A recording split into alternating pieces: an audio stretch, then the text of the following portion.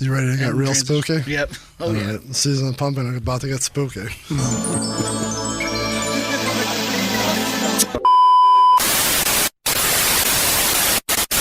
Good evening.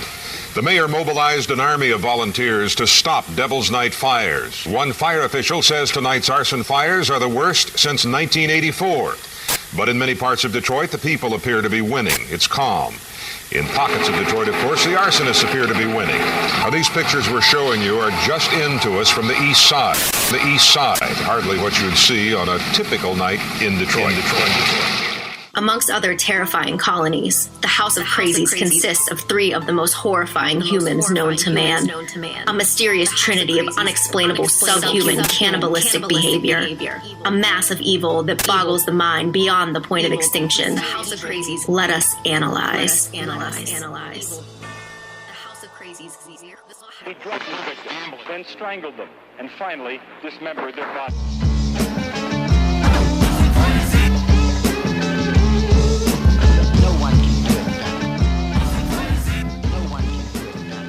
Welcome, everyone, to episode 3 of the 7th season of the Juggalo Rewind podcast.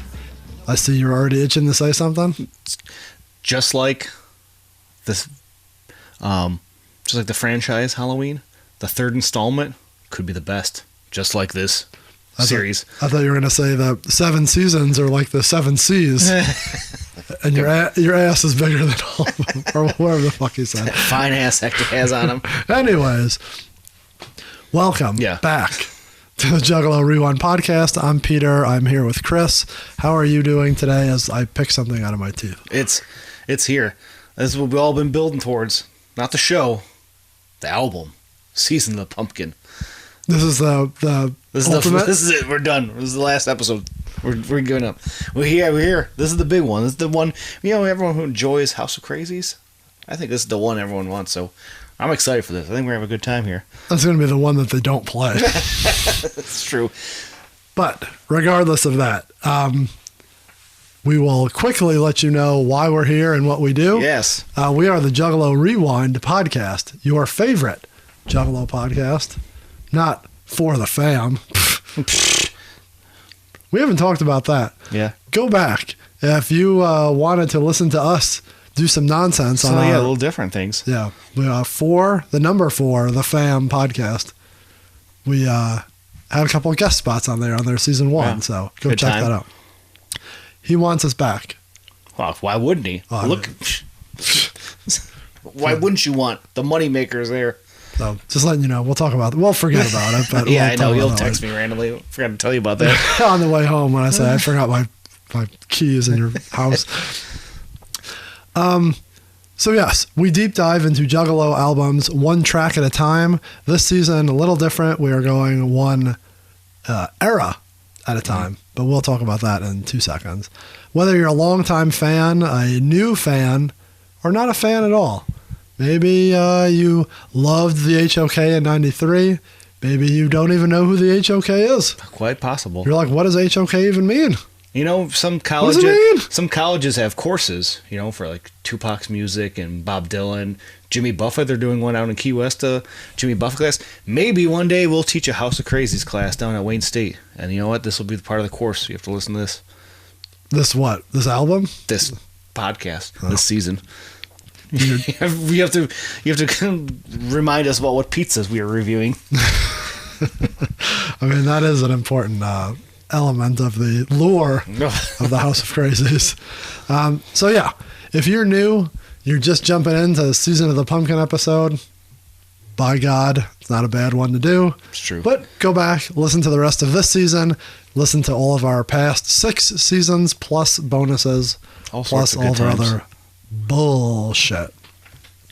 This season, as we said, we are talking about the House of Krazees leading up to their big show in October. This is October show. October 29th at the shelter. Wear your masks. Don't forget your masks, children. You just have the whole script pulled up so you can just pull random lines. So yes, HOK doing a big show. They haven't performed in many, many years. But they're coming back, and that's why we're doing this season, to get you ready, to get you hyped, to sell some tickets. They won't believe us, but we sold Kevin. Yeah. We sold at least one ticket. We sold at least one. So you're want welcome. a cut of the fucking money. Yeah. He also wants T-shirts and merch there, so give us a cut of that, too. Yeah, I mean, I'll be buying T-shirts and merch.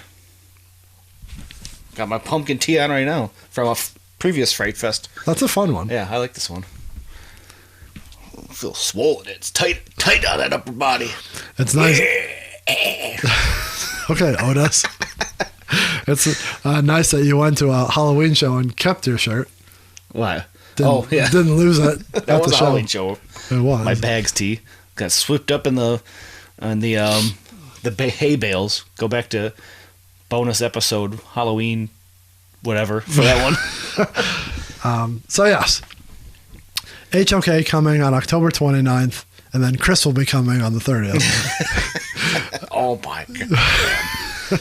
But very quickly before we get into this season, this episode, this song, we're going to remind you how you can join us at the shelter. Yes.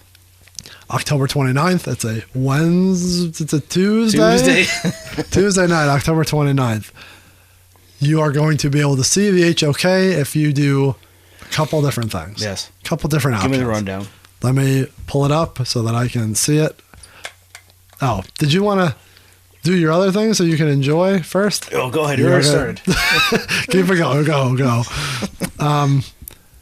Multiple ways you can see House of Krazees. Multiple ways to see the multiple man, Mr. Madrox, a.k.a. Mr. Bones, a.k.a. Big J, a.k.a. Go on. Thank you. You can go on to Ticketmaster.com and get the HOK standard package. We should mention, you have to type in House of Krazees. That's fun. You have to actually search House of Krazees. If you do Twisted, it will only come up Fright Fest. I should probably fix that. That's a House of Krazees show. Should probably fix that. They should probably do a lot of things. Like tell people how to get these tickets. But that's what we're doing. Yeah.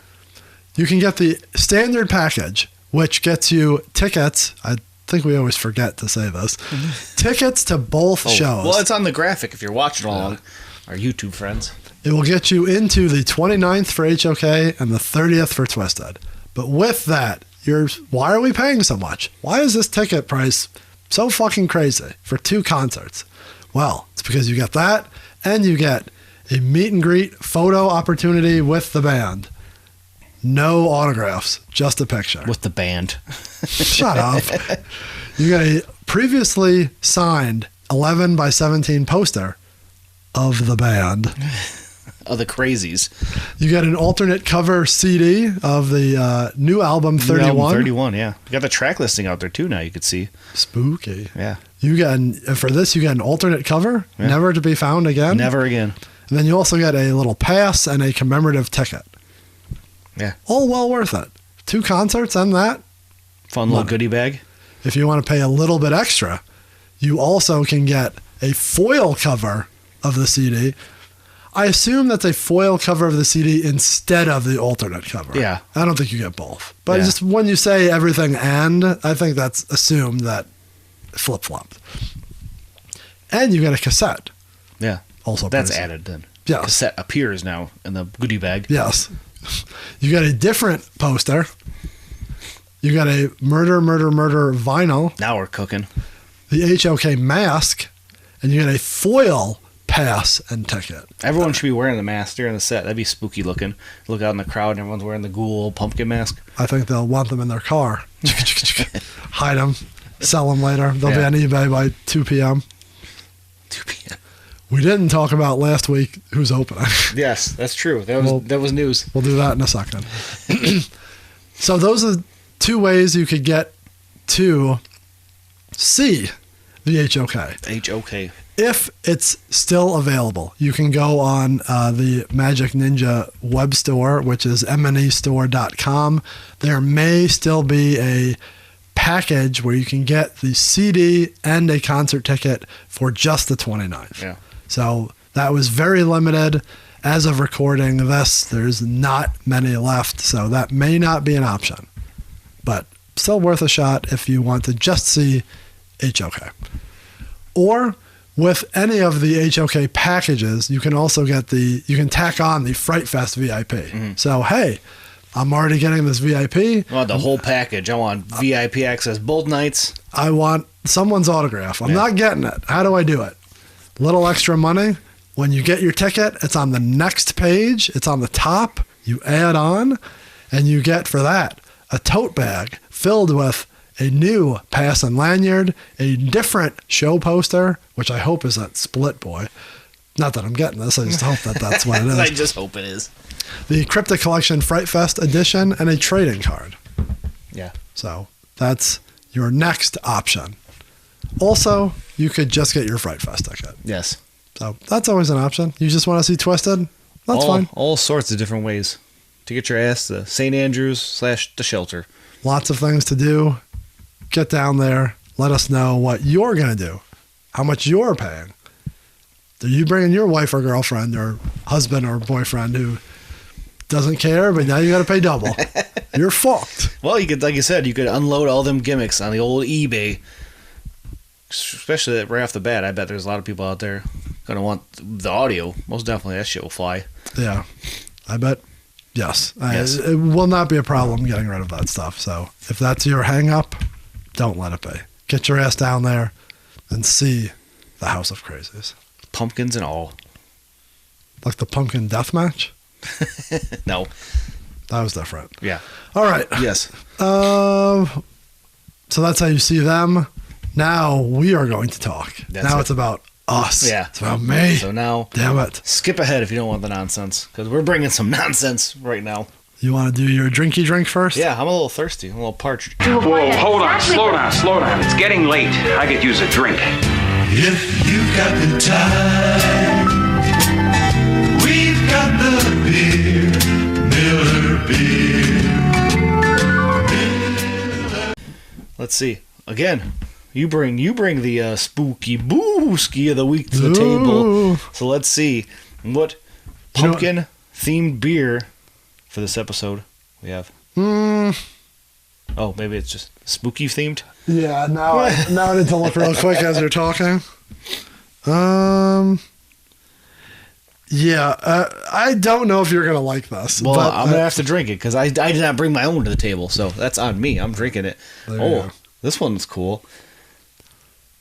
Oh, this is a dessert boy.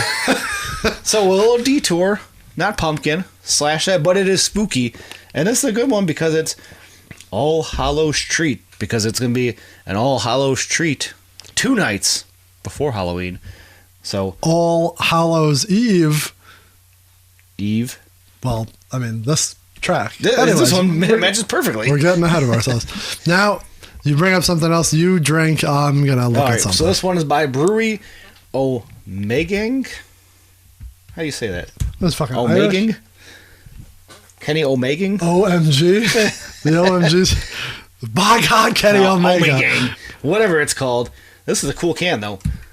Grains instead of brains. That's funny. So we got a sweet and spooky, like the perfect Halloween night. All Hallows treat rekindles your favorite childhood holiday memories, aromas and flavors of dark chocolate, creamy peanut butter, and a soft vanilla finish with a smooth body and medium mouthful. I like a full mouthful myself. I was about to say. It's the perfect throwback that brings you to your first bite of a chocolate peanut butter cup. Fuck, man. If there's a beer I'm drinking, this is it. Yeah, so I'm trying to see where this brewery's from. I don't see their location, but I've never seen this one either. Oh, here it is, Kansas City, Missouri.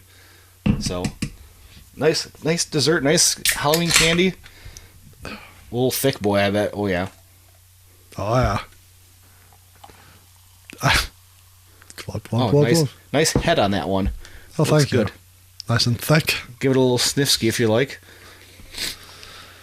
As it's dripping down the can. Doesn't smell peanut buttery, but my nose is also all fucked up from allergies. Yeah, I don't think it does. It just smells like beer to me.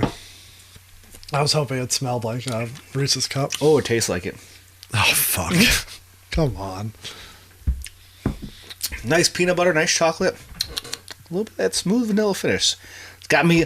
It's like I went up to Uncle Creepy's house and he dropped it right into my bag. Ah, good evening. Here's your Hallows Eve treat. You sound like Uncle Terry's House of Garage. That's the voice, though, when they go to Uncle Creepy's house. Oh, good evening. I haven't had guests in a while. Or whatever. We're not covering that song, so I don't have to know what he says there. The taxi cab of horrors. We should plug that in here. Do not wear your seatbelt. It's very scary. Oh, that was a time to be looking for all those. So yeah, this is a goodie. So again, I've never seen this one. I might have seen this label. It looks cool. So grab that. We'll post it to the gram. What is that? Drink along if you got it. That's a dessert boy, a little thick ski. So that's all the same. Little pause for the call. You want to be in on it? No, I don't want to be in on it. Hide my gut. All right. Okay, now I'm ready to roll. Got the peanut butter juice flowing. That sounds disgusting. Or delicious. Either one. All right, so we're there. That's good. What's next? What's our next? Up. We got a thick head and we're lubed up. Well, we were just discussing the show, how you get there. Before you go to the show, you're in the city. How about we give them a little place to eat, a little place to drink, a little place to hang.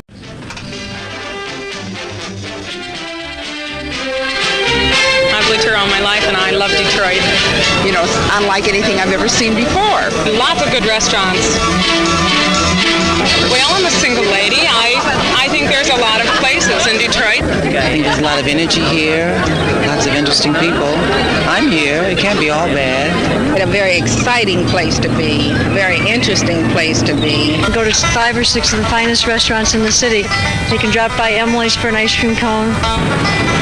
Detroit, great town. It's on the move. Exciting. Those good restaurants. Well, this all works out. Sometimes I think that we just stumble into shit. Like, we don't plan this, and it just happens. Mm-hmm. So either we are fucking good. That's why we're the #1 Juggalo podcast on the web. Eat shit, Tech One Delta. Shots fired, bitch. I was just listening to them live tonight, and they had a really good episode, actually. Yeah?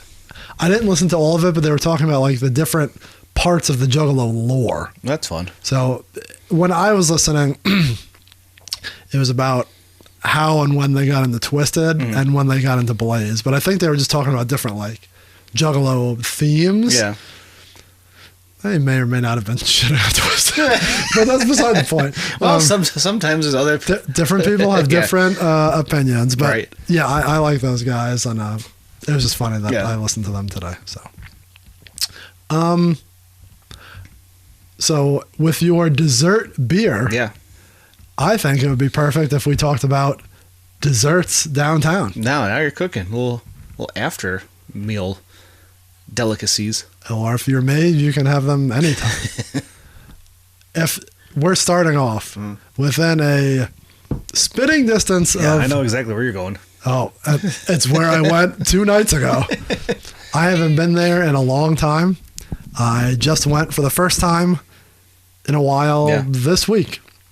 I went and saw the Dropkick Murphys downtown. Good time. Little did I know, there's a fucking Tigers playoff game. Not a playoff game yet. But the game to get into the play. Like, it was... See, all their playoff games are 2:30 in the afternoon. That's great. It's fun. There's no work done at my office. Yeah, I didn't know that was happening. Yeah. And I got downtown. I'm like, oh, it's busy. Shit show. Did I tell you the story? You were texting. About the parking? Yeah. About what the guy told me? No. Okay. I think I just told you Steve. You here for Pearl? Is that what he said? Might as well have been. I prepaid. This is a whole fucking... You're going to get into this. I prepay for parking before I go down there so that I know I have a spot. Thank God I did this time, because if I didn't, I would have been fucked. Oh, you just got to drive. You'll find something. You just might have to walk a little bit. I already walked. I prepaid. I got to the lot. The guy's like, nope, we're full. I'm like, I prepaid. I have it. He's like, no. He looks on his phone, and he has all my information. So now I can see what they see. Like, it's interesting seeing that side of things. Right. He's like, oh, okay. I have one spot for you. I'll give it to you if you tip me. I I already paid, motherfucker.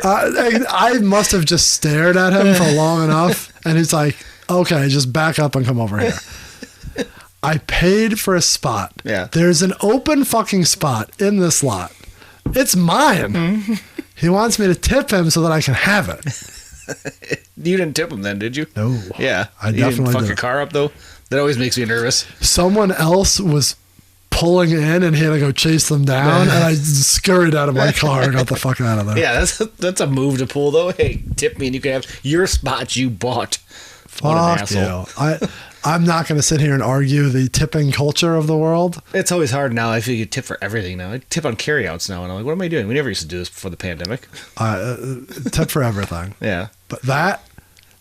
Not when you do that move. I thought he was going to take my car. I thought it was like a valet. Yeah, then you have to. I thought it was a valet deal where he's like, I'll do it for you. Yeah. I didn't get that vibe. I also didn't really understand what the fuck he was talking about. But that's beside the point. Yeah. So you don't have to worry about this when you just find the meter or just find a free side street. So crowded down there. So crowded. It was Yeah. crowded down there last night, and I wound up paying for an actual lot, and I was not happy. Jacob, my brother, though, was like, here, just pull in here, we'll split it. I'm like, okay. We have to eat a shawarma in 10 minutes to get to the show. How much did you pay? $20. And where did you park? Right by Bucharest. All the way up? Like... It was like 2 blocks from the Fox, like behind it. Oh, not the Bucharest. That's yeah, like... no, yeah, the one that's right by... I didn't think that was still there. Oh, yeah. They got a full bar and everything in there. They must have, like, shut that down and brought it back, right? Maybe that was the first time I was ever in there. It's like in that little area that's all blocked off now. They had like an alley that we pulled in, and it was like $20, and right next to it was 50 and 40. No. And I'm like, what? And then I was like, this is a scam. This guy's just taking $20 per. But he had a ticket he threw in the window, so I assumed it was legit. Car was still there. That's all that matters. That's all that matters. Yeah. Anyways, desserts. We should talk about that. Parking in the D. Get that app and prepay for your parking. Don't Just listen to drive Chris. around. You'll find a meter. You'll find a side street. There's plenty of parking. Later in the season, I'll clue you in on where I park for Fright Fest. So I'll buy my ticket first, and then I'll do that. Hopefully, there's maybe a World Series going on at that time. Oh, fucking man. Then we should prepay now, because I'm surprised I even got that as cheap as I did. Yeah. Because why they didn't jack up the prices. When did you buy it? That night. Oh. Yeah. As I was leaving my house. Yeah, because they knew it was going to be packed down there for the game. So I got lucky. Anyways. Dessert. Going for dessert. Where did I go after Dropkick Murphys? I went right past my car, kept walking through Greektown, and I went to Astoria Bakery. Staple of late night adventures in the city for years now. Now they actually now form a line. Okay. Have you been there since they formed the line? I haven't been there in a decade, probably. Jesus. I went there, that was a couple of years ago with Jacob, and we waited in line, and he's like, fucking cut. I'm like, you can't just cut in line anymore. You He's gotta an wait. animal. But yeah, it is across from the casino in the heart of Greektown. Yeah. If you want an apple, they had different muffins too. They had a banana walnut muffin. That sounds delicious. They had something else. The apple muffin, fucking money. Yeah. Any of the cakes, money. Cookies. Cannoli. Whew. Love me a cannoli. Call that a cannoli? That's what Andrew's father said. Yeah. They also have all your like walnut roll, baklava, like all of like that type of thing. Yeah, I love me a baklava. I could get, you joke about that, but I could get 100 things there. Yeah. The slices of cheesecake, the fucking muffins, the cookies, the cake around the other side. Yeah. They have ice cream, which I've maybe once been with someone who got. I got world famous pumpkin roll. I don't know. That sounds good. I also, Tis the season. It is. You can only get it this season. I also got a ham and cheese croissant. A little breakfast. So good. So yes, if you're looking for a treat before, during, or after, Yeah, that's a good spot for that. Astoria Bakery, get in line and watch them tie the box. Do you have another one, or can I go to my second one? I don't have any desserts. This is all you. All right. This is also a staple I've been to with a couple different people over the years. I feel bad sometimes because, like, people come in and out of town, you know, like for shows or for whatever. And like, I feel like I take them all to the same places. Like I want to have an adventure too, but sometimes I don't know. When you have people coming from out of town though, you wanna try to show off your city. So you go to the staples, you're not gonna. You can't fuck around. You don't want to go somewhere and then it's a letdown. And then you feel bad about your city. Never feel bad here. I took someone here a couple months ago, and I remember taking a group of people a couple of years ago. Yeah. Detroit Water Ice. Have you been there? No, I've seen that name, but I don't know anything about it. So, unfortunately, it's owned by Mitch Albom, who's a piece of shit. I do not enjoy supporting his dumpy little ass. However, it is, if you're from the East Coast and you know like a Rita's Water Ice, it's not exactly like that. Yeah. But kind of. In a broad stroke, it is like a slushy consistency. Mm-hmm. But you can get it just like that. I mean, there's like maybe 10, 12 different flavors. You can also get it with the soft serve ice cream in it. So you put the water ice, the soft serve, and more water ice. You mix that up. Oh, that does sound good. Fucking awesome. You have to know what combinations to get. Yeah. I get like the orange and the vanilla. You mix it up. It's like a creamsicle. Yeah. The root beer flavors are always really good. It's like a float. Do they have something that's like a Boston cooler with Vernors? I don't know if they have Vernors specifically, but they do have multiple flavors that you can mix and match, and different types of things you can do with them. So, I mean, we do actually have Rita's now here and there, if not in downtown, but if anyone is familiar with that, if you want to go. But yes, Detroit Water Ice Factory is, how do I explain it? It's on Woodward. It's right next to Tejas de Brazil. That place is fun. Which is kind of like across the street on Woodward from where you cut over to go to Lafayette. Yeah. Right by the little Campus Martius area. Yes, stadium side north of Campus Martius where Hard Rock used to be. Yeah. Look at the flavors they have. They have Boblo Banana, Cabrera Cotton Candy, Ernie's Georgia Peach, Kobo Coconut. That's a good one. You get the coconut with the chocolate soft serve. Money. The Stafford Strawberry Lemonade. Why is that still on the menu? What the fuck? The Youper Orange Cream. You get that with the vanilla. Very good. Sounds good. There's Swedish Fish. Any of that, it's called the Motown Twist, where you get it, the ice cream and the... Mixed with it? Yeah. Okay. I might have to try this. I've never been there. Water ice is fat-free, dairy-free, cholesterol-free. Just like on Seinfeld, when they'd get the low-fat yogurt. Also, I suggest, if you want to be a real fatty... Hey, fat. The Motown Mash, which is like... So it's called layers of chocolate chip cookies, whipped topping, and a touch of coffee and flavored liqueur. It's just like whipped cream. Okay. But it's fucking good. But it's dense. Dense. Not dense, but like it's sugary. So like you can't eat a lot of it. Yeah. Bellyache. They have pretzels. They have popcorn. Lots of good stuff here. But those are my recommendations. Little dessert action for you. Yes. I have none. I do remember they used to have that crepe place. Remember that little window? That's gone though, I believe. I always look for it when I walk by, but it wasn't easily seen. Right.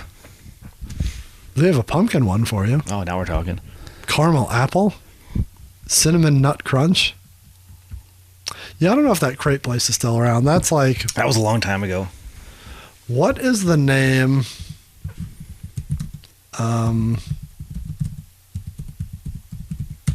There's a bakery right on Woodward. It's almost right across the street from those. I'll be able to find it if you can talk about something else for like 30 seconds. Desserts downtown. Ice cream, do you ever like No, I mean, I was thinking of donuts. There's a great donut place. Go ahead. Out in, I think it's still technically Berkeley. But yeah, I can't think of the name of it. There's Dutch Girl Donuts is in Detroit, but I've never tried it, so I can't give that a recommendation. There's one out here if you want to come all the way down to Livonia, Looney Bakery. Great damn blueberry donut there. Now we're talking. Now you we're ever getting... get that one? Right there on the freeway. It's on Schoolcraft. Yeah, in Farmington. They're great donuts. Not a ton, but yeah, I've been to Looney Baker. We're just going way off the rails. Yeah. You've opened the whole floodgate. Yeah, we can't do that. Go back. No. Ferndale on 9 Mile, apple fritter. Mm-hmm. So fucking good. I haven't had it, but I know you and Andrew always discuss that one. Well, it's because it's right next to his weed spot. Great combo. Yeah, it's so good. I go out of my way to go there all the time. Well, that one's applicable because plenty of juggalos enjoy their marijuana. So you get some of that and grab yourself an apple fritter. And that's Woodward, right? Yeah, that's close, close enough. I mean, it's a 15-20 minute drive up Woodward, but yeah, you go up Woodward, hang a right on 9 Mile, and it's right there. Right. And there's a ton of good shit to eat right there, too. So, the one I was talking about was Avalon. Oh, yeah. I know what you're talking about. So they have pastries, croissants, coffee, I've heard, is a big deal. Coffee there is good. A scone and coffee for breakfast is a great way to start your day. So there you go. Early morning, right when you wake up, maybe on the 30th after HOK show, you're a little hungover, you need a little coffee, you need a little scone. Avalon's your place to go to revive you for that second night of Fright Fest, the doubleheader. What is the name? It's probably not there anymore. Yeah. You're looking on Michigan Ave. You're on Michigan Ave looking at where like Cousin Aaron and Steve used to live, right? Like you're looking down that block. Oh, the PJ's is there. Talking about the breakfast spot? There's a bagel place and a breakfast place. Bagel place is gone. That was Brooklyn, right? Yeah. Brooklyn Local is the breakfast place that's still there, I believe. Or still does breakfast. But the bagel shop that was there is gone. So Brooklyn Street Local is the restaurant that had dynamite breakfast brunch. Their poutine is very good. Yes. And you're sure that's still there? Brooklyn Street, yeah. I haven't been there in forever. I just don't know if they changed their format up. I was just at PJ's. No longer PJ's, just Lager House. It's they blew out part of the wall. Like, when you walked in, to the left's the concert venue, to the right, it's just the wall. Yeah. Blew out part of that wall. They have a door that goes out. The whole atrium in between that and the place that used to be the place is now a little like outdoor area for them. Like they got tables, beanbag toss, like it's a nice little patio out there now. So weird. Brooklyn Street Local. The website's still up. Yeah. Locally sourced breakfast, brunch, and lunch in Detroit's Corktown neighborhood. I suggest this. I went there once, and it's fucking phenomenal. Yeah, that's like I said. That's your spot. We got Avalon if you just want coffee, scone, little small things, or Avalon walkable from the shelter. Yeah. If we're talking like you're staying, not that you'd be staying at the shelter, but right in the area. Yeah, walkable from there. Yeah, so if you're the next morning, before night 2 of Fright Fest, there's your breakfast spots for you. Brooklyn Local, probably not. You could walk if the weather's nice and you wanted to get a few miles in, get a little steps in. I don't know, miles, but a round trip mile. Or I always have trouble telling locals to walk because, could we do it? Yeah. And it is awkward walking that area. Because you're over Michigan Avenue. You're over like 2 highways. Yeah. Like, it's kind of strange. Holy shit, do I want to go here? It's small and it's busy. Yeah. Right? And it probably has weird fucking hours. Banana walnut pancakes. Banana walnut pancakes. The poutine. Yeah, the poutine's the big one, right? Breakfasty things. The hangover special. Omelets. Pancakes. Oh, fuck. I need to take someone there sometime soon. So we need to have some kind of breakfast. All right. So yeah, Brooklyn Street There's your Local. desserts. There's your breakfast. Yeah, why did we get? I'm sorry. We were talking donuts and everything, but we got sidetracked. Yeah, I fucked that up. I totally was thinking. I don't know how I got to breakfast. Well, I'm we sorry. doubled up. We only have so many episodes, so you get two. You get the beginning and the end there. Breakfast and a dessert. All right. Well, whew. Yeah. Now that I'm hungry, that's that. Well, you know what we should do next? We should probably kick it to our co-host and give you a little background on the Season of the Pumpkin era, right? Didn't we? Are we doing this in reverse order? Shouldn't we have done that before? We skipped that. Yeah, we jumped right. Well, I got a little thirsty. Yeah, but that's okay. So yes, now that we've told you how to get to the show and where to eat before, during, and after said show, now we're going to talk about the show. Not even the show. No, the album. The reason why we're here, why you're coming. Reason why you're coming. the album. Okay. So as Chris tried to allude to, and I fucked right up, we're going to now bring it to our little conversation about the Season of the Pumpkin era with our good friend, the R.O.C.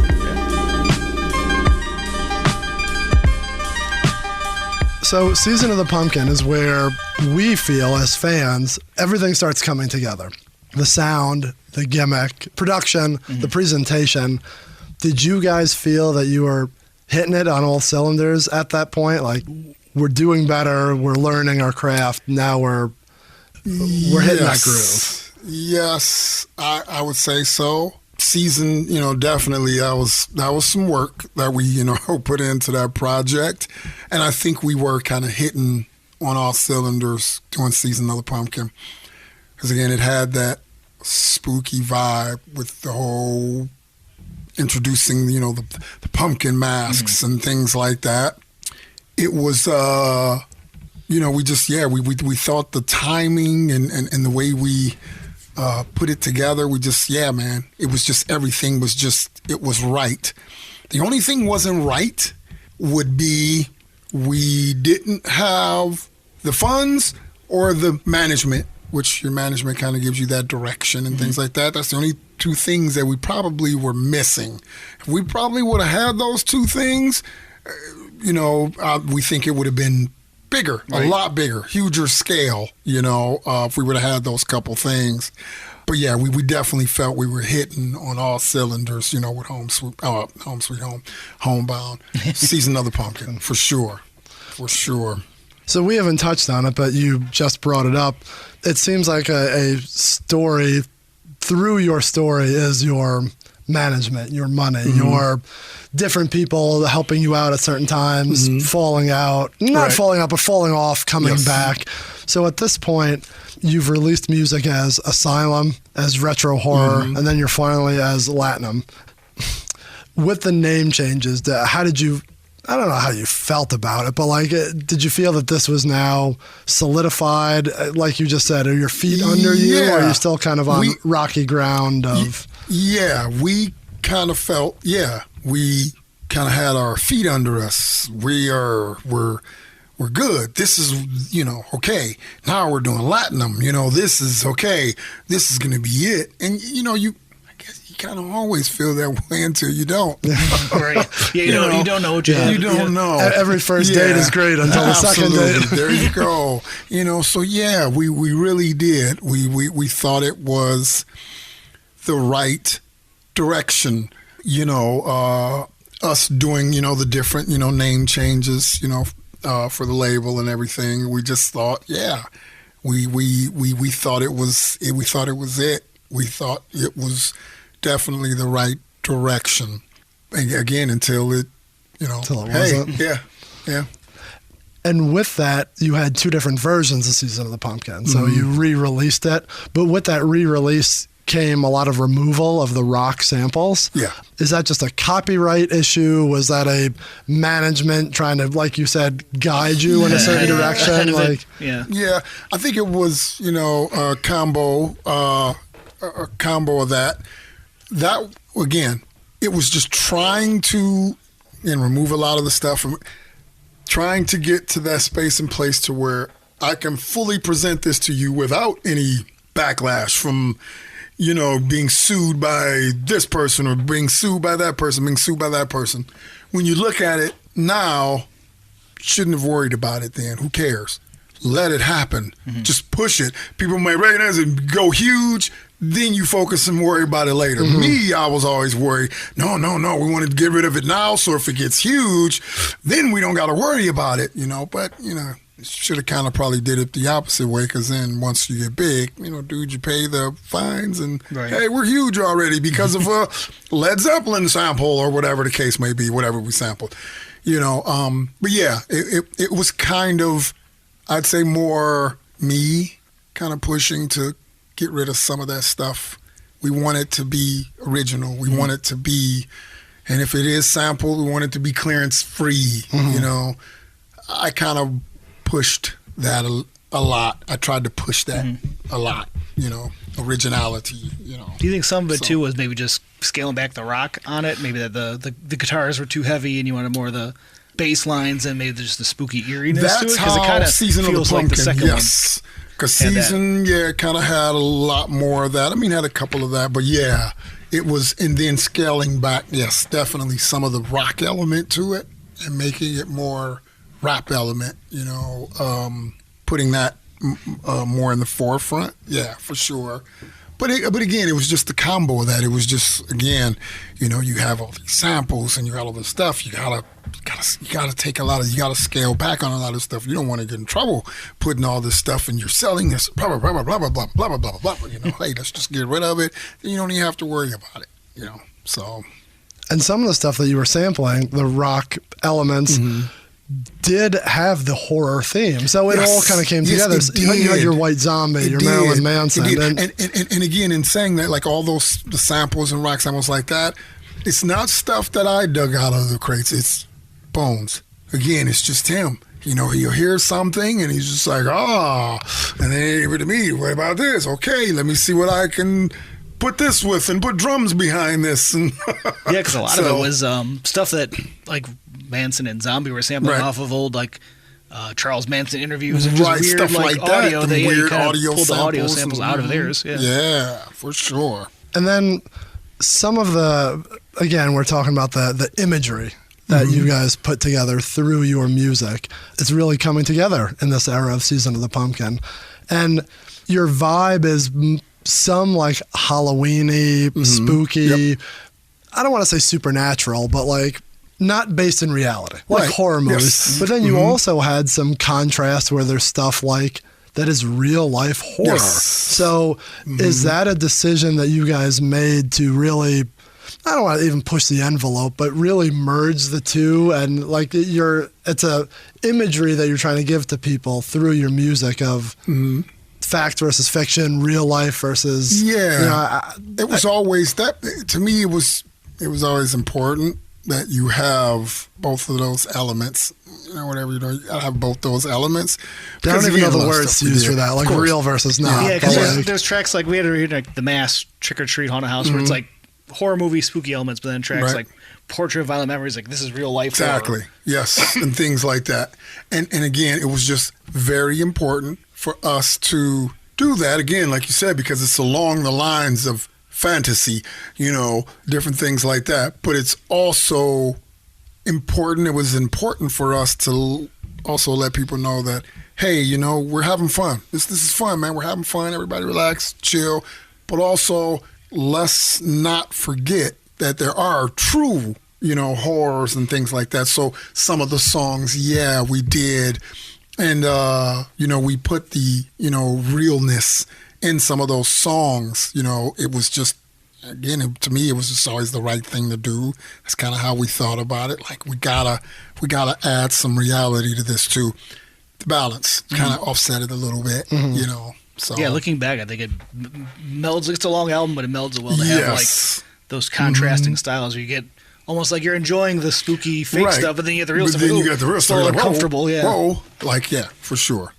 Definitely like a hip hop element of that era for sure. That it's real life stuff. That's. I mean, again, that's the real horror. Some people talking about their real life stuff. Season of the Pumpkin? I know that's your favorite, so is there anything else you want to... We mentioned a little bit the look and vibe. The masks, they start first appearing in this era. I know they're on the cover of that. Yep. I think they started, first appearing in this era. Maybe, I don't know if it was a smidge before, not in any albums or anything like that. Maybe stage-wise, I don't quite remember. But I know for a fact, it's around that era. And again, it's a Bones thing, him and then us just kind of sitting and then vibing and then and it just, and then there it is. It's born. You have, now you got the pumpkin masks and stuff like that. So, yeah, man. It was just, it was definitely, I'd say it was, it's just one of those things that you're like, man, we should, Jason has a mask. Mm-hmm. Michael has a mask. Look at Freddie. His face is all, so it's just kind of one of them things. You're just trying to figure out what should we do? We got to do something. And there you go. So Season of the Pumpkin, great. Okay. And this time we didn't want to do this us or, a house cover. So it's like, okay, now you're, do the pumpkin masks and stuff like that with the little pumpkin lights hanging and it looks blurry and, love the little pumpkin lights. And it's just like, it's that little stuff. It's just, man, it gives you that fall Halloween feel. It's just, Jumping ahead, that's something that those guys and you have done for the better part of years upon years upon decades. Like, you guys can't put out a CD without a different look or a different, different face paint, different whatever. It's, you got to always keep evolving. And it's important, to keep it, just do something different. People may not like it. I didn't really care for that much. Hey, that's okay. It might come out something the next time you may like, or you might not like it the next 2 times, but you might like it the 3rd time, so it's, just keep evolving. That's and seeing their first, even couple shows as Twisted, everything was different. It was different. One time we're going to have 4 people. Next time we're going to have 2. Next time we're going to have tiki torches. Next time we're going to have hoodies. That you really just got to hit it until you hit what hits. And then you know it works. Yep, you know it works.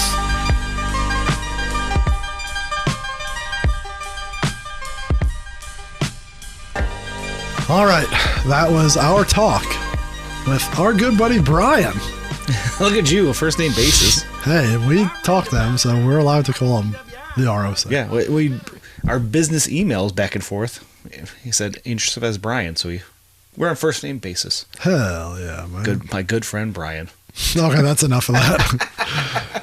That was us in the R.O.C. talking about all things Season of the Pumpkin, how they are honing their craft, they're becoming a unit, and we're hitting the spookiness. Yeah, and the little struggles of young kids trying to get to that next level, not knowing how to make that leap. But the gimmick is getting there. Like we said, last 2 albums were like, are they a sane asylum? Are they mental patients? Is just this crazy house? And then, but it's funny because they had the little lead in, the last album, the Coming of the Pumpkin. So they had that Coming in the Pumpkin. Isn't that what it was called on the last album? It's like American Pie. Coming in the Pumpkin. Fuck a pumpkin.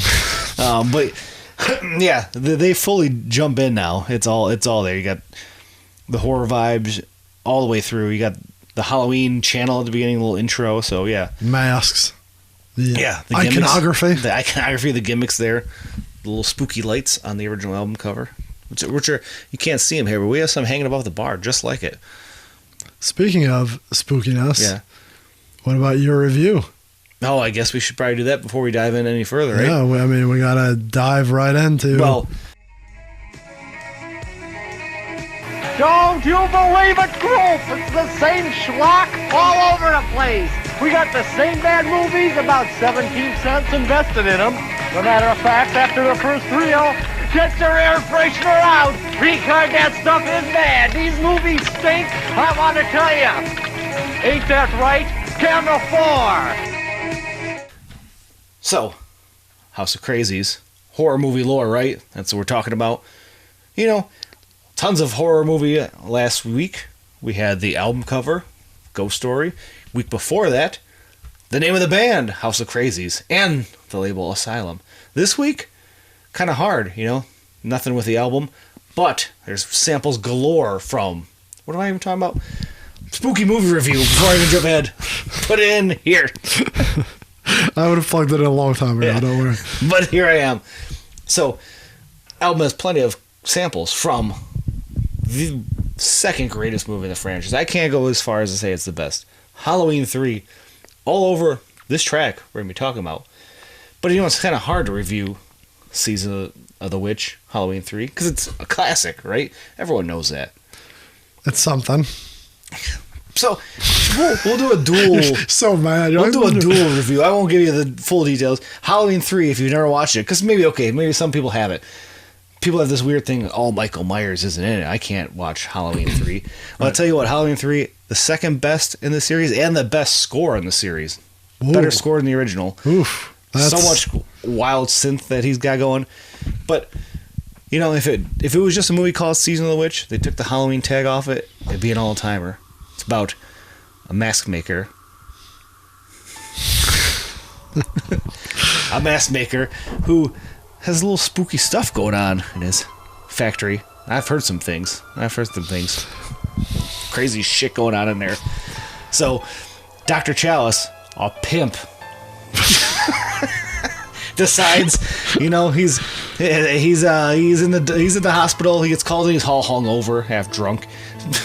Called in, and a guy shows up clutching a Halloween mask. Dr. Chalice has no idea what's going on. All of a sudden, these guys come in. They murder him. His daughter shows up, and Dr. Chalice goes, "That's a fine-looking lady over there." Decides to help her drive to the factory to find out. He helps himself to something. As the scene goes, well, Dr. Chalice is a married man, by the way. He also slaps a nurse on the ass, playfully, I might add. It was a different time.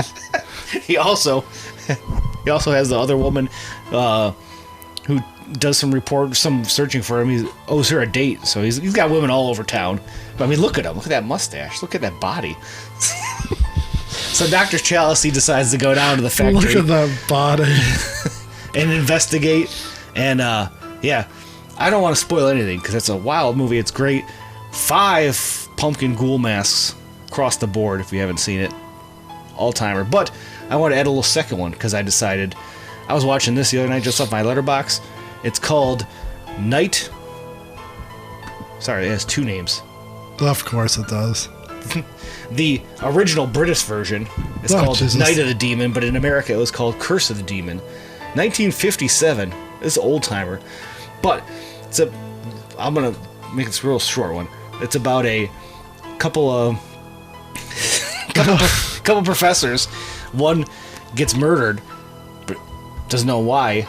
The one that flies in to meet him figures out that it's a satanic cult. Oh, jeez.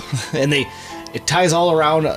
My thought is this is an influence of Halloween 3 because it's a satanic cult that has these ruins, etchings that are on Stonehenge, and it summons this demon. 1957, this is wild. Yeah. All this storyline, but the demon, the creature looks awesome. It shows up at the beginning, shows up at the end. It's this conference that this guy's flying in for, and he decides to investigate this satanic cult. Get the bottom. He's a skeptic. He doesn't believe it. So more and more strange things happen, and he figures it out. But as I go along, I'm like, some of this kind of reminds me of Halloween 3 with the Stonehenge and the ruins and the cult, the witches instead. So yeah, I'm paying attention. So I know, dual movie review. This isn't even a review. I'm just throwing this in there at the end. Halloween 5, Halloween 3, 5 pumpkin ghoul masks, all timer. Night of the Demon / Curse of the Demon, 3.5. Fun 1957 horror movie that has nothing to do with House of Krazees, but to me has something to do with Halloween 3. So add that also to your spooky season watch. I think I watched it on Tubi. It's a free app. Watch it there. It was a banger. All right. The main lead woman's she's an attractive woman for 1957. Is this all that all of our movie reviews come down to, is how attractive the women are? I did mention that last week, didn't I? Yes, you did. I mean, very quickly, if we're going to talk about attractive women in movies, my quick movie review is I just saw The Substance. Yeah. A 2024 film starring Demi Moore. A little jump from 1957. Well, it's close. And Demi Moore and Margaret Qualley. Also, Dennis Quaid plays a lunatic in this movie. That's fun. So yeah, lots of nudity. So I know that's what you like. It's not mean. The last week's movie I had male nudity, so I'm an equal opportunity horror movie nudist. Hell yeah. So that was my dipping my toe into the spooky season. The body horror, as they call it. What about Halloween 3? What do you think of it? I give it 4.25 ghoul masks. Okay, I'll take that. That's not bad. I really don't know. I've only seen it like once. Oh, man. That's a staple. Halloween week, I watch it every time. I'll have to borrow it from you again. I'm going to have to watch it earlier. I have a DVD you could have. Nice. Yeah. I have been watching a lot of DVDs lately. Yeah, I mean, it's good. I get it. I understand all the references. Mm-hmm. Now, if it's... Now we're talking about the Busta Rhymes Halloween. That's my Halloween. It's fun for what it is. It's my Michael Myers. Terrible. I know. But it's the one that's always on TV. It is. It's the one with Tyra Banks, too, right? Yeah. Yeah. She's making that cappuccino and dancing while the guy's getting murdered on the screen behind her. I feel like I've seen that one more than any Halloween ever. So, that's okay. All right. That's our movie reviews. Also, not horror related. Transformers 1, go see it. Yeah, awesome. I need to add that to the list. Fantastic. Okay, enough movies. We're here for Hallows Eve. We haven't even said that yet. It's amazing.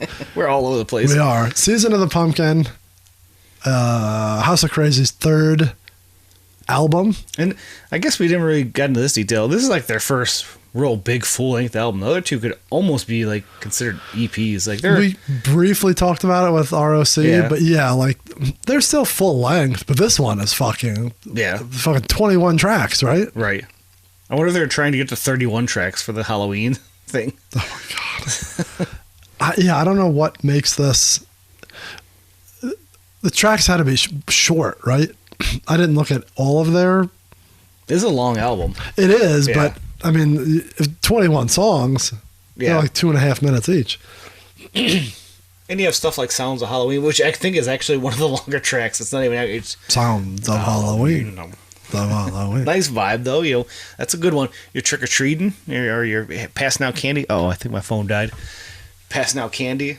The Sounds of Halloween's like you put that on while you're passing out the candy to the kids. I'm sure that parents would appreciate that.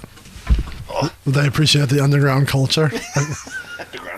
I really just know like the beats and the hooks to all these songs. I don't know their actual like Sounds of Halloween. Sounds of Halloween. Good trick-or-treating music. You know, there's no swearing, there's no lyrics. It's just ambiance. Sounds of Halloween. You got the little creepy sounds in the background, so you can add that to your playlist for trick-or-treating night. We will all do that. So, before we get into the song, let's talk about the album, because we've been talking about the album this long. Season of the Pumpkin. HOK 668. So we're sequentially moving up. Lots of different... It's almost like a full circle, because you have 666, and then years later there's a 665. They connect. Season of the Pumpkin came out on Halloween day of 1994. Yeah. So on the same day as the first Hallowicked. Look at this that. Comes out. Detroit music history that day. Actually, no. I don't think Hallowicked was on Halloween on the first one. Oh, really? I don't think so. It's the night before? I think it was the night before. Now I look at the flyer. It's like the 29th or the 30th. Yeah. It was not the 31st, I don't think. I think you're right. I think I remember the flyer. The second one was on the 30th and 31st. Third one got postponed. Yeah, it may have been a couple days before. Well, still, nonetheless, the Halloween week was popping off in Detroit. Yes. Local music history. Your original tape was the 1994 retro horror tape with no barcode. Yeah. Very hard to find these days. Later on, in 1995, Latinum re-released it and put it on CD. Yeah. The tape then had the barcode, the CD, obviously. Differences on that, there were Chain's shout-outs at the end, and some of the samples had been changed. The musical ones, like all the movie ones are still there, the drops, but all that like hard rock music is taken out. Like I think there's like 3 or 4 songs. It's like an Alice in Chains like guitar rip. And so I first heard the Latium version. So to me, like that's the one I recognized at first because I had that CD. But man, it was almost jarring when I went back and heard the retro horror first time because the guitar is like so heavy on some of them samples. Yeah. Is that clearly found on like YouTube? There is like both versions on there. Yeah. I need to check that out. The cover changed too, like the album art different. That a little bit, right? Well, completely different. The Latium one's right there, in front of the Pumpkin Man. Well, there's 2 different CD versions. Yeah, but the original Season of the Pumpkin artwork is them. Oh, this is terrible. With the lights, like it's the image I believe on the inside of this. But like it's a picture of them in front of the like pumpkin lights. This is so shitty. And though when I got that for the first time, I'm like, they look creepy to me. Like those masks are scary. But it's just the shittiest cover ever. Yeah, and like it's like all bright, brightly lit the way their photo is. Do you even think like that's them? Yeah, it's got to be. Do you think it's one picture? You know what I mean? Well, they for sure. Well, it could be. Yeah. I was just saying his mask is so much smaller, but he could be behind them, like enough to where it would all be one photo they just cut out. So terrible. I keep thinking this one has like a bow tie. I always think there's like leaves, right? Like I want to know what the real photo has to be out there. Like they have to have the original photo. Like are they around like stalks or whatever? Cause like, right. Like leaves. But I think that's just I don't know. That's not part of the mask. Like they must be standing around stuff. I wonder what the real photo was. Good God. Wow, I didn't get this far. What song are we talking? Okay, R.O.C. Some of these tracks, not all produced by R.O.C. Oh, really? One was produced by Hectic. This is one. But here's the original one is a lot cooler looking album cover. I don't know why they changed it on Latium. But that's the tape. Yeah. There's no CD with that cover. But the CD didn't come out till the Latium version. For fuck's sake, that's what I'm... Oh, my God. But we were talking about the original to the retro horror version. I understand that. Yeah. I get that. There's... Both tapes have the similar cover, though. The tape doesn't have this cover. Oh, yeah, you're right. Yeah. Miscommunication. I don't think this is getting back in front of the pumpkin. Fuck it, we'll do it live. Put that there. Anyways. Yes. And there are 2 versions of the CD. Anyways, let's fucking skip that. Fast forward to 2004. Yes. They re-released this on CD for Fright Fest. Yes.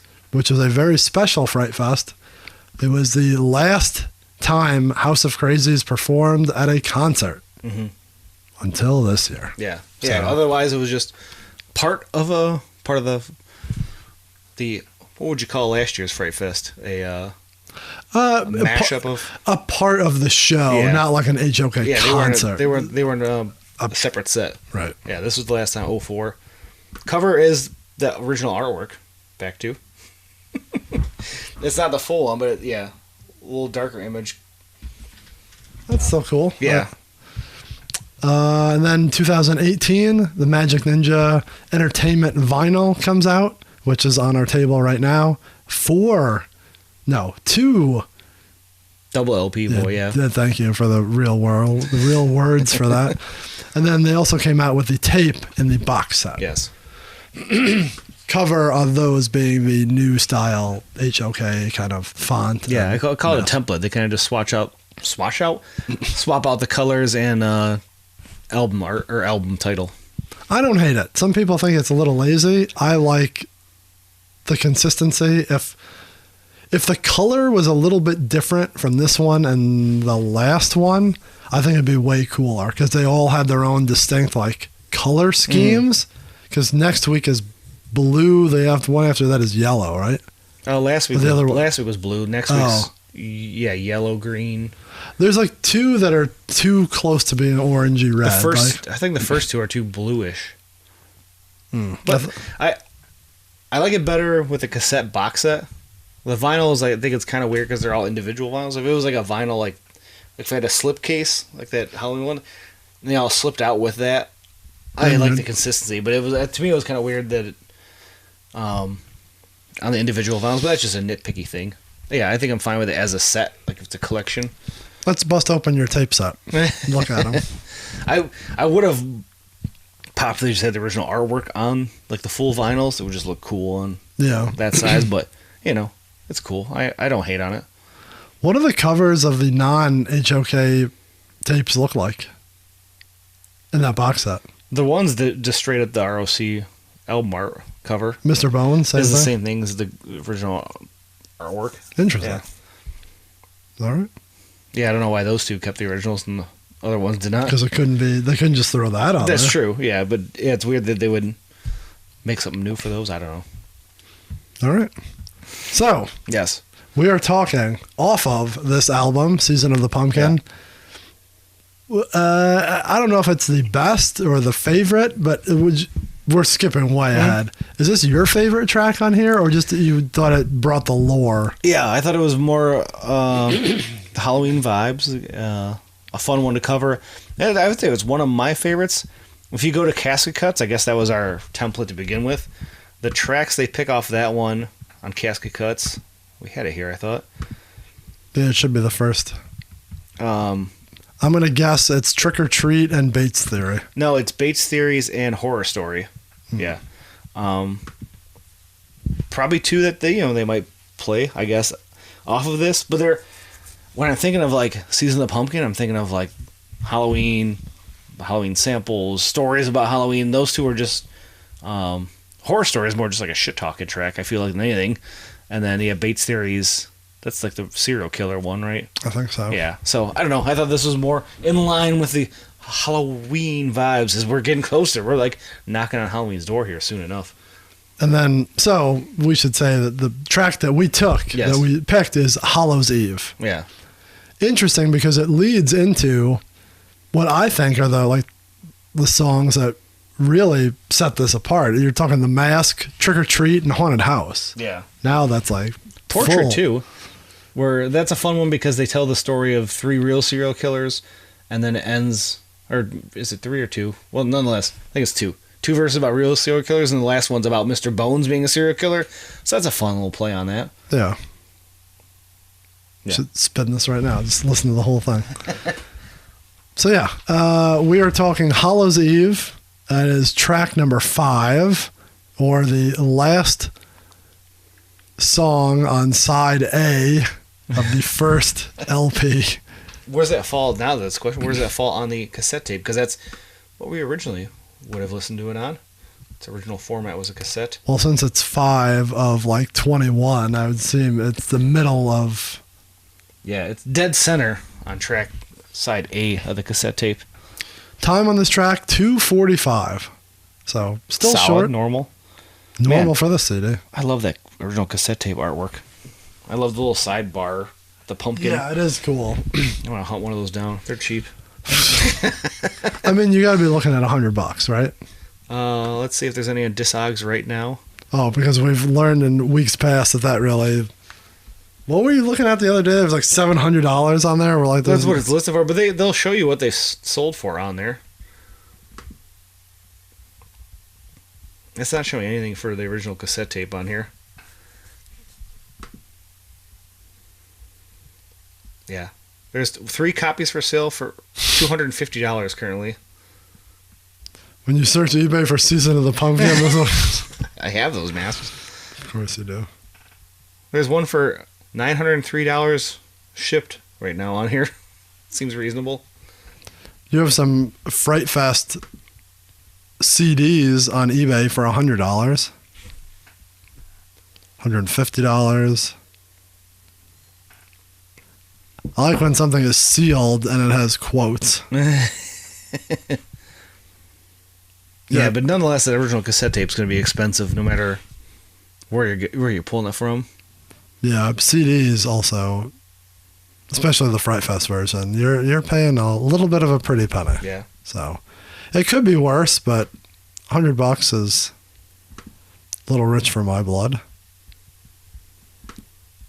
Oh, the fucking back of that.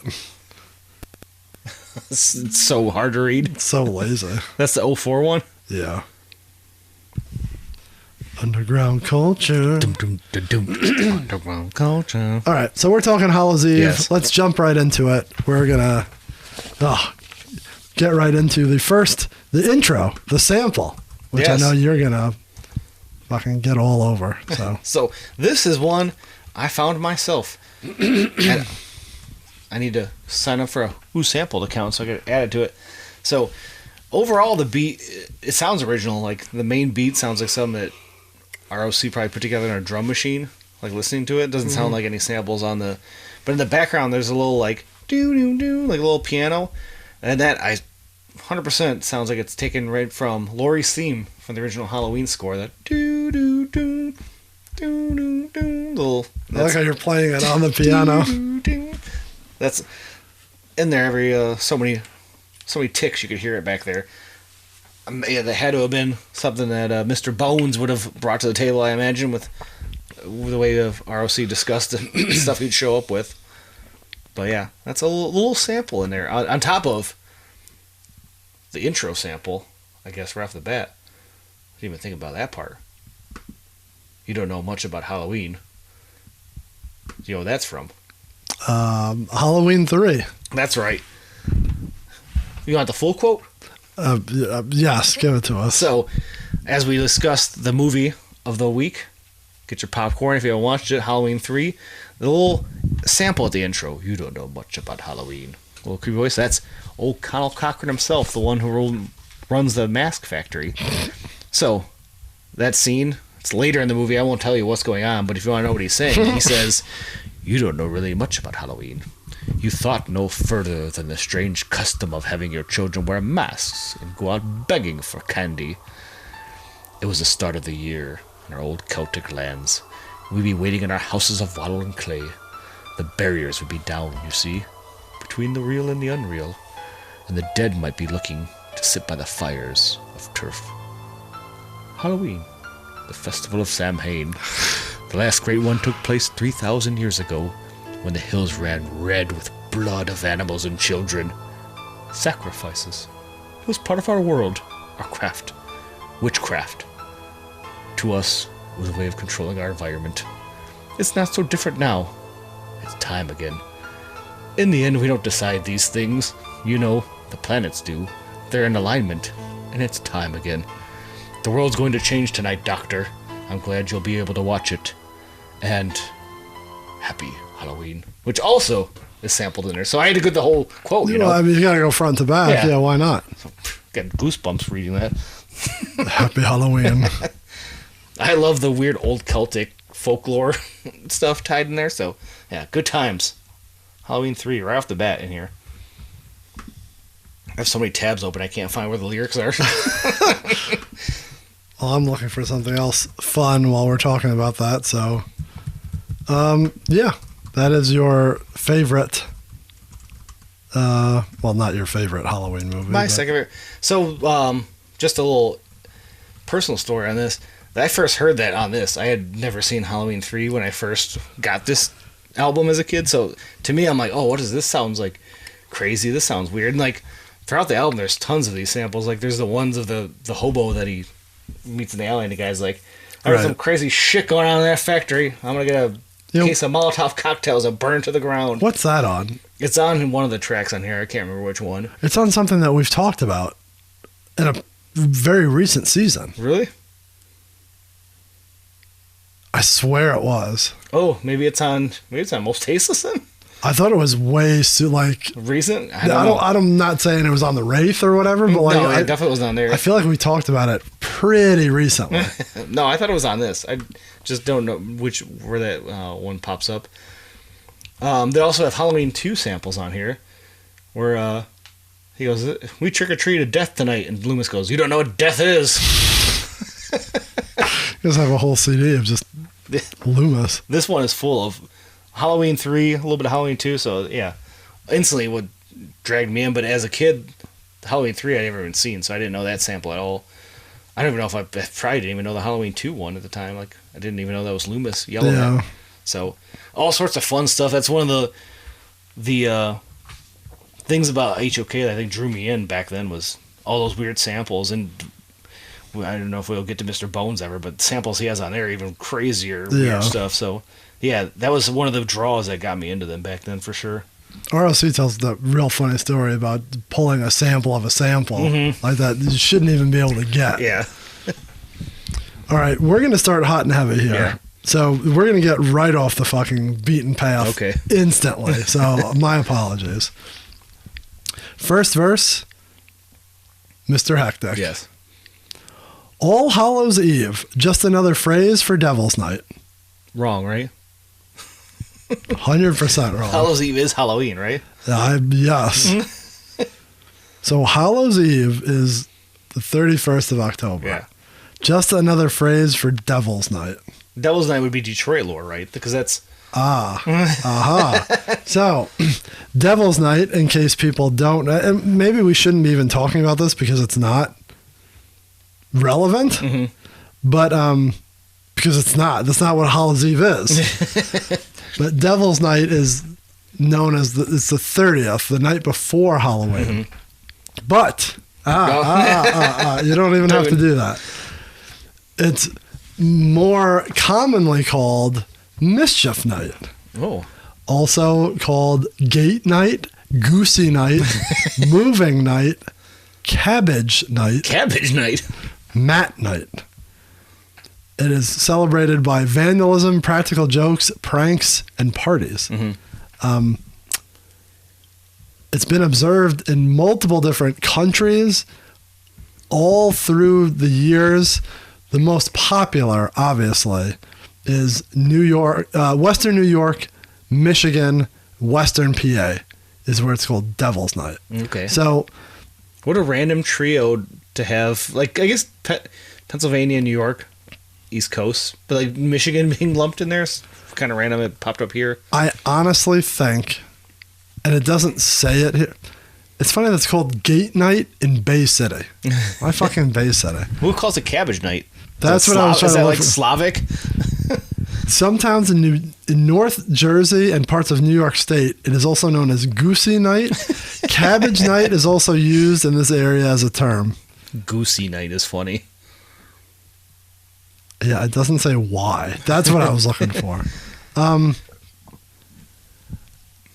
In Detroit, it was more, I'd say, it says the late 60s through the 90s. If we're going to be totally honest, I bet, when did it start? Probably 67, right? No, because, I mean, you're discussing the riots. Devil's Night is known as a time in the city where they would just burn shit. But that was more so, I think, more late 70s, early 80s, where there was a lot of vacant houses that just, they would set on fire. Like, it got real bad. Yeah. But it says in the early 70s, vandalism escalated to more destructive acts such as arson. This is not blaming anyone, but the fact that there was a giant riot in Detroit in 67, riot in 68 for the Tigers, and it just so happens that the other places that they have this are like Jersey and Pittsburgh, like other like big, I don't know, maybe not like those in particular, but like it's just interesting that it's bad in cities that also had history of riots at the same time. I mean, that's a whole path of discussing like the downfall of a city, but I think it like more like we have the clip at the beginning of the season, or the intro to the episodes for JCW. Son of a bitch. But like, yeah, that was, like I said, that was more. I feel that there's just so much vacant houses, and there wasn't enough community watch. Police patrolling to kids would just be out and like, oh, there's an old house that's been sitting there vacant forever. Let's light it on fire. Like, and it burn all night because no one would show up. And there were so many of them that they literally couldn't. And the city's so big. That's the thing, is it's sprawling. It's huge. I mean, they said you could fit like 3, like it was like New York, like I don't know if it was LA. There's like 3 huge cities that could just fit in the map of Detroit because it's so big. So yeah, you had all this vacant land, vacant buildings, low, small, I say police force, fire department. So yeah, it just was an easy way to entertainment at the time. Just bored in a city and you got all these abandoned houses that just light them on fire. And ironically, this CD comes out in 1994, and that was the worst one, the worst Devil's Night in the city. That's crazy. So bad that they came out the next year, and that's when they started Angels Night. Right. So up to 50,000 volunteers patrolled the cities to stop all of these fires. It's cool shirts from that era too, like the Angel Night shirts or Devil. The people would make. You ever see those on eBay?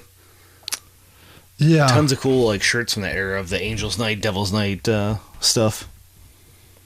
I just saw. In some areas of Queens, New York, Cabbage Night has included throwing rotten fruit at neighbors' cars and buses. Children and teenagers fill eggs. Children and teenagers fill eggs with neat and Nair hair remover and throw them at unsuspecting individuals. Like, I couldn't even believe what I was reading. In the mid-1980s, garbage was set on fire and cemeteries were set ablaze. That's insane. That seems like a bad omen. Here we go. In Camden, New Jersey, Mischief Night escalated to the point that the 90s had widespread arson committed, 130 arson attacks in 1991. So yeah, it's just, again, it's shitty that cities have a perpetual, what's the word I'm looking for? Like something bad happens and it just keeps happening. Escalates, it grows and grows. And like they couldn't fix it. So It's a self-fulfilling prophecy of like, Detroit and Camden had like the shittiest riots, and 30 years later they're still burning. Like that's why Detroit had a bad name for so long. I mean, still people act like Detroit's this big scary place. Okay, I didn't get this far in my thinking, but I'm gonna blow right through these. In 1993, in 1993, underground Detroit rapper Esham released his song Devil's Night about arson and mayhem in the city. Forgot about that. Good call. That should have been one to note here. In The Crow, Eric Draven and his fiance are murdered on the eve of their Halloween wedding. I still need to watch this. Multiple seasons of this being referenced. Detroit hip-hop group D12. Yeah, album Devil's Night. Multiple underground rappers came together every year from 03 to 09 to make a Halloween-themed album called Devil's Night. What is that? I never heard that. What? That's like in our era, too, of like what knowing all shitty fucking rappers did that? Mischief Night, Orange is the New Black has something about it. NCIS has one about it. That's wild. Devil's Night is the title of a song from Motionless in White. Aren't they a Juggalo band? That's hilarious. Devil's Night is the title of a second episode of the 3rd season of Scream. I haven't watched that. The TV series Scream? Yeah, I forgot about that. On October 30th, 2023, the Detroit Lions recorded their first Devil's Night home victory of Ford Field. So that's your history of Devil's Night, which doesn't fucking matter because that's not what the song's about. That's true. They were young kids then. They didn't realize that Halloween's Eve was actually Halloween. And then Esham came out with a song called Cabbage Night. That's what someone should make now. It's Cabbage Night. Double check that 31 track listing if they have a Cabbage Night song. All right, back to it. Yeah. Now that we've wasted a ton of time and people are going to be mad. You have to put a timestamp after the first line of... All Hallows Eve, not just another phrase for Devil's Night. Mass murdering bitches by the streetlight. Jesus Christ. Everyone thinks that candy is to be received. Little do they know, it's the night of the witch's eve. This is a full spook mode now. It's all good. Well, it's all wrong, too. Open this book. What book? The green book. It's already been laid. Turning the page It'll all of this be explained. bloody script. Hang me, strangle me. But don't bullshit. It's kind of funny. The time has come for the house to now prepare to give this whole motherfucker a bloody scare. I'm guessing the book's just like a witchcraft book. Witchcraft. Swinging the bloody battle axe, wake the dead. Let them know the eve is coming. What eve? It's already here. It's coming. No, instead... Well, you know what? Maybe just his words are a little off. Maybe he's singing about Devil's Night and he says the eve is coming. So this is actually Hallows Eve. He's just missing the second eve on the first line. I've misread the tombstones. My transfer searching for life's questions. Fuck the answers. No escape, no chance to leave. Letting hell break loose. On Hallows Eve. Eve. Nice little outro on that. His line's good. I like his. He paints it well, like the street lights. I'm thinking of like spooky streets. One street light, yeah. A little dimly lit, little leaves blowing down the street. The chill in the air. Everyone thinks it's about candy. Yeah. But it's about fucking killing people with bloody axes. Wait, 3 for 3 so far on Hectic murdering and beating ass on his flows. At least he's not talking about his ass. It's nice. Happy Halloween. Sample. Yep. You don't really know much about Halloween. I like the hook being just samples. That's fun. It's good. Yeah, it breaks it up. That's very HOK, yeah, I feel. For sure. R.O.C, second verse. Somebody tell him I lost my fucking mind. There's nowhere to go. A different style, a different place. You know. Very strange, like, use of the word, though. Yes. I take the double-barrel pumpkin gun, step back, and pump one. What do you think a pumpkin gun is? Like it's shooting actual pumpkins? It's like a potato gun?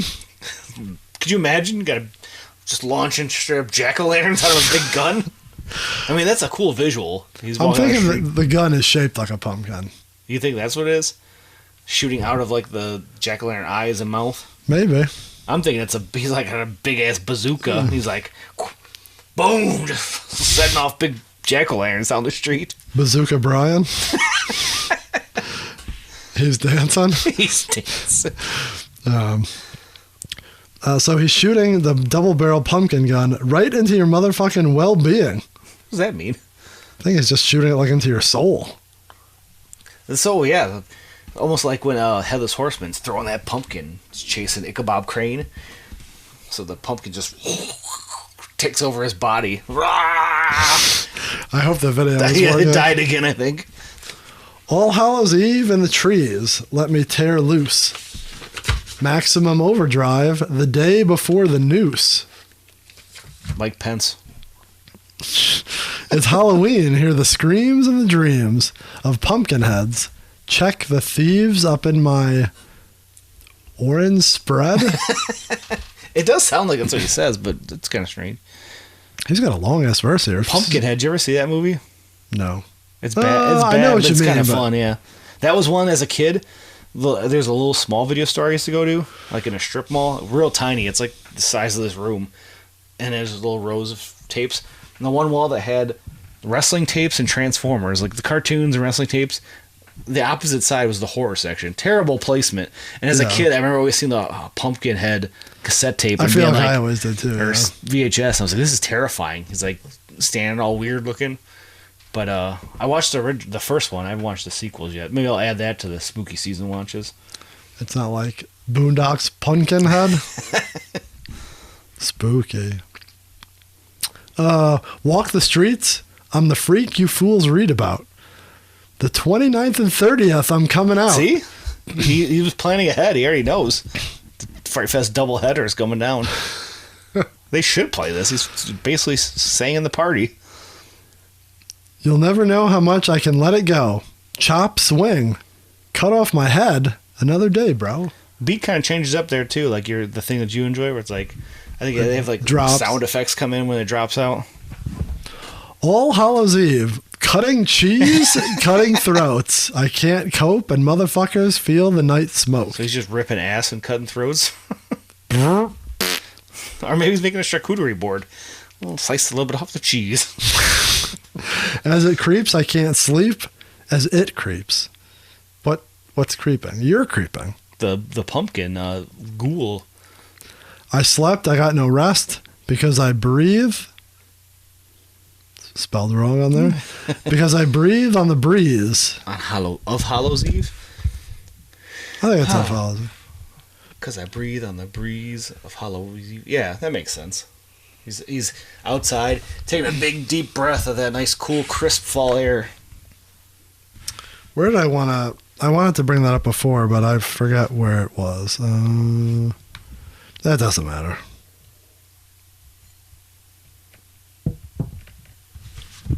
Yes. Something important? Yeah, it doesn't matter. So yeah, then we get into the chorus again, which is just a sample from Halloween 3. But it's changed up a little. Yeah. You don't really know much about Halloween. Happy Halloween. Happy Halloween. Mr. Bones. Yeah. Bringing up the end here. And I have a little note, and you're going to think I'm stupid. Okay. But that's okay. What the fuck? Well, Hallows Eve. I hear the dead souls calling my name, telling me to play the game. It's time to play the game. You that guy who sings the Triple H song? Lemmy? No, that dude on Instagram who sings wrestling songs. You've seen him. He's like the big dude, and he's like, I see voices in my head, they talk to me. He's like, it's time to play the game. Like he sings all like... I have no idea what you're talking about. Me and Andrew sent him in. We thought you were talking about getting his autograph. Okay. Yeah, that guy. Yeah. I love that guy.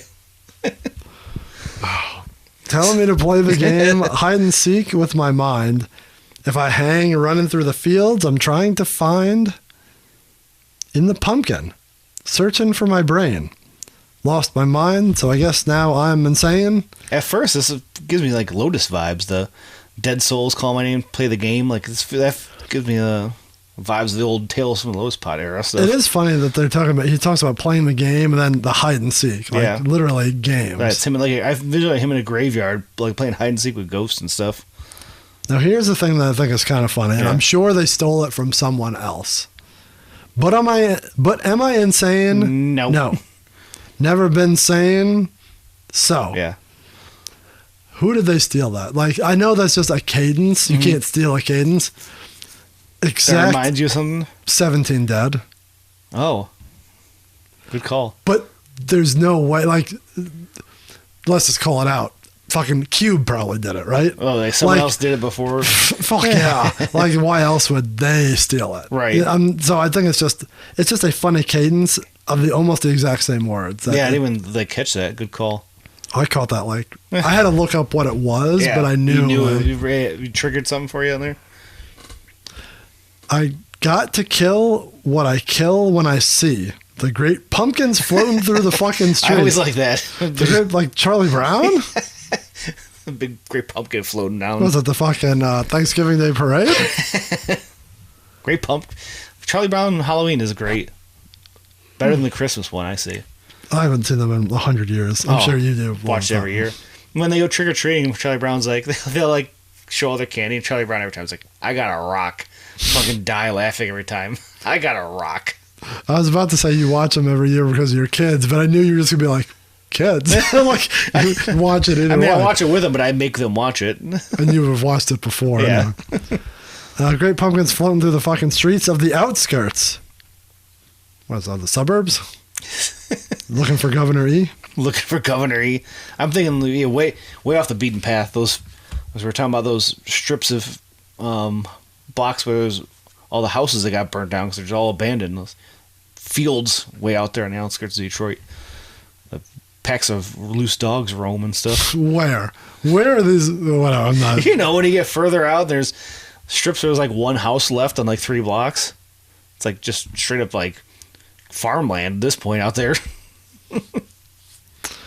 Devils are laughing. Now it's time to die. Hold my head and hope it's all a joke.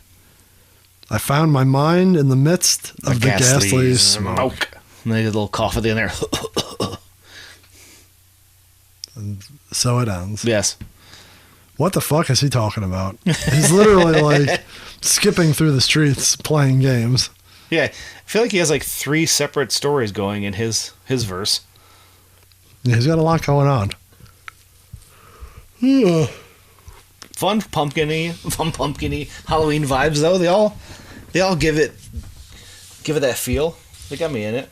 They'll give it 3.5 ghoul pumpkin mass. So, yeah. Do you think? So that's Hallows Eve, yes. Which is Halloween. Oh, why is it called Hallows Eve? Yeah. Because it is the night before All Saints Day, which is the day before All Souls Day. Yes. So, just a little Halloween history lesson for everyone. Good. Glad you. Old times. I didn't even have to look at it. I just knew that. Back when the streets would run red with the blood of. I understand. I understand. It's time again. Is this? I don't know if we said this before. Is this your favorite song on this? You know, CD? it's up there. I like this one. I like all the ones that give you those vibes of. Like I said, there's 2 distinct type of tracks on Season of the Pumpkin. There's the ones that are the horror Halloween themed, and then the ones that are like legitimate real life horror stories. Like they have a few of those that are dark, that are just real life darkness. The ones I gravitate towards are these, where it's again, there's not really a story here, but they're just kind of painting a picture, like Devil's Night picture. If I'm down here and I got the lights dimmed and all the spooky Halloween just lights on, I'm listening to this album, I'm like I can just nod my head and it gets me in the zone, make me feel the crisp fall air and the leaves. It's what made me gravitate towards Season of the Pumpkin. Tracks like this Trick or Treat, The Mask a little bit. Yeah. If you are out there listening and you are not familiar with HOK, I would probably suggest this CD. Mm-hmm. Yeah, if you want to just pick one album. Sometimes it hits the lulls because it's long. There's passages like, man, how many more tracks are on here? Yeah. But I think that's just a product of them just wanting to do too much at the time with this. Yeah, they had an idea and they wanted to cram it all. Yeah. Which, hey, that's fine. But, yeah, it goes a little long, but if you're going to... It may not help you with the concert. Yeah. But if you just want to get into the HOK feel, I would suggest this CD for sure. Yeah, I think they'd probably play Horror Story.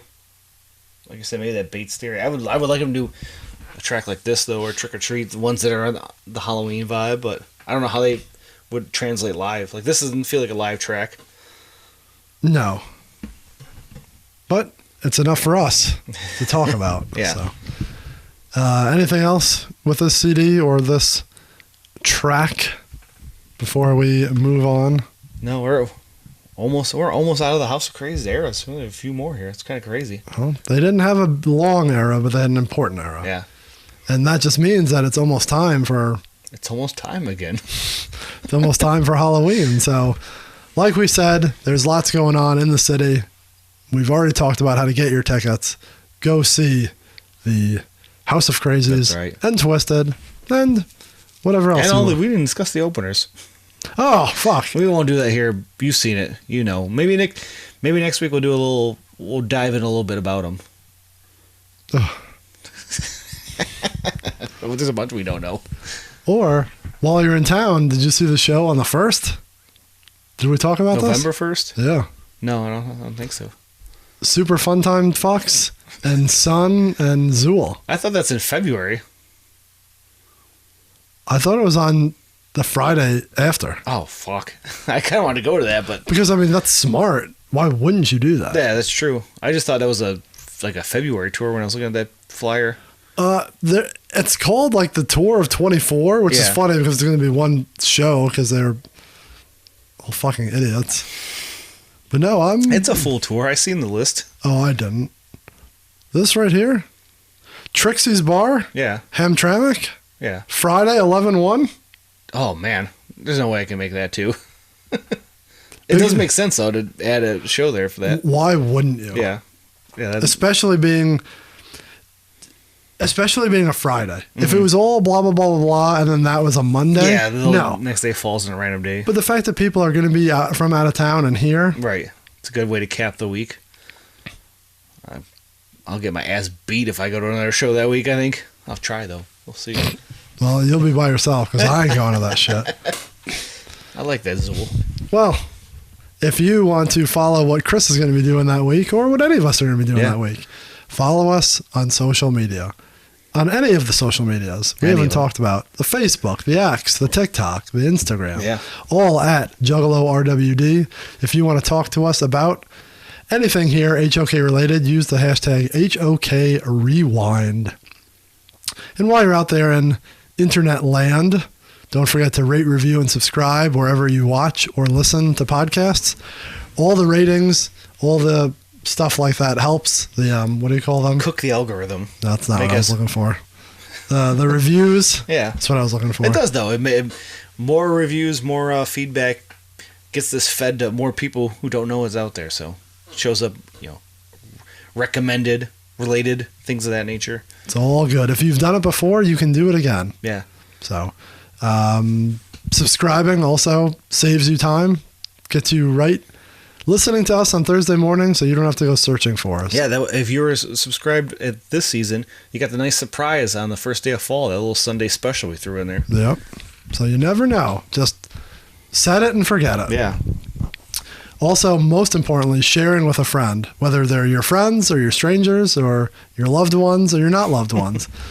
If they want to start listening, if they don't want to start listening, make them listen. Yeah. Tell them to go back in the archives and become fans of ours and of the whole culture in general. You know where to listen. You know where to watch. You've been doing that since day one, or at least for the past 90 minutes. So we don't have to tell you. But we can tell you how to contact us. Questions, comments, concerns, stories, improvements, or just plain complaining about us shitting on Al-Azul. Not us. I wasn't. Yeah, there's no us in this. I like the Zooligans. They're fine. I wasn't shitting on them. They're going to be opening the show. They're going to be busy that week. You were shitting on the Fun Time Band. Yeah, I don't get them, but that's okay. They're fun. They don't have a spooky gimmick. They're just kind of like fun rap. They got lucha masks on.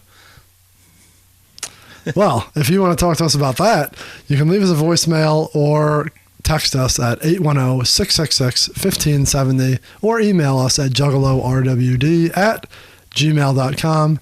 Anything worthwhile may be talked about in the future. Or you might get a phone call like we did last week. You never know. Website is up and running at this moment, maybe, juggalorewind.com. Wrestling nonsense, if you want to hear us talk, is 20x20 pod, or check out the t-shirts at 20x20 apparel. Thanks to Steve for his music that we steal, Christmas for her voiceover work that we labor her on, we crack the whip. And then if you missed anything about anything, show notes or the bios and any of the social medias, check the link tree. All of the links and stories and anything you can find about us is there. You got anything else? Season of the Pumpkin Boy? Just great album, great times, great vibes. If you haven't listened to the whole thing yet, I'd say throw it in, listen to that whole thing. Yeah, it's a good one. It is. It's their great Malenko. I can't even say anything, so I'm just going to wrap this up and say that we are a couple weeks away from Fright Fest and That's from right HOK. So a couple more weeks, you'll have us, you'll have them. It'll be good times. We gotta plan the disc adventure here soon. That's a whole nother situation. We have the time. We will make it happen. Yes. But until then, we will wrap this boy up. And next week, we are talking Outbreed. Outbreed, you on. I'm not familiar with that CD at all. Oh, really? Not really. That one and Pumpkin were both, because they had the CDs at the time, so they were both ones that I got into it when they came out. Yeah, not so much. Not when they came out. When I found them and searched them down and bought the Lantim versions. Well, we'll talk about that next week, and I will give me time to study. Yes. So until then, we will see you later. All music played is owned by the respective publishers and copyright holders and is reproduced for review purposes only under fair use. Season 7 of the Juggalo Rewind House of Krazees edition is done with full participation and help from Magic Ninja Entertainment. Thank you to George, Mike, all 3 members of the House of Krazees, and everyone over at M&E for their help on bringing this project to you. Go to Ticketmaster.com, put House of Krazees in that search bar, and find your way to the 2 nights of Fright Fest 2024. The House of Krazees.